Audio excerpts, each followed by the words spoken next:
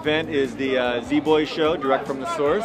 It's an exhibit of all the inspirational materials for the Z-Boy movement. Actually, is what we are, I guess, these days. I was a founding member of the Z-Boy skate crew in the 70s from Santa Monica and Venice.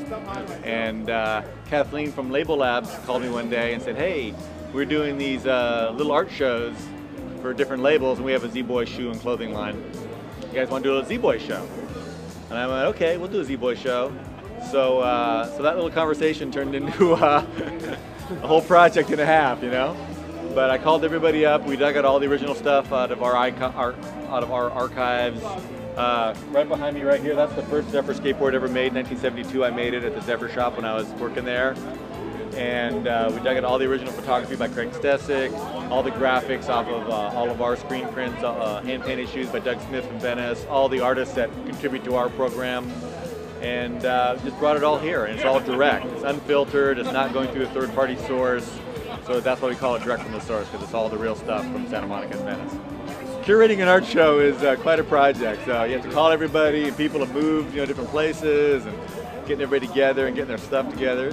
But it was really relatively straightforward, actually, because you know, I mean, a lot of people are now accomplished artists. I mean, Peggy Yoki, who is a member of the team original, one of the 12 skaters, she's a very well-known watercolorist and animal rights activist. And Roger Doucette is a well-shown artist around town. He lived on 3rd Street. He was friends with Craig Stesic, and I made him boards, and he's painted boards of mine and whatever. And then Chris Cahill, one of the original guys on the skate team too, is he did the Copper Circle record. That's actually a Chris Cahill piece. Yeah, right here. And so you know, it was a little bit of lifting, but luckily most people are still living in LA. So most of us drove around and picked up stuff from everybody and brought it down.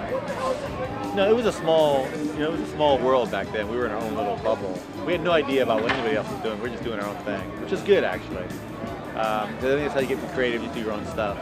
It's just a slowly growing, exponential thing.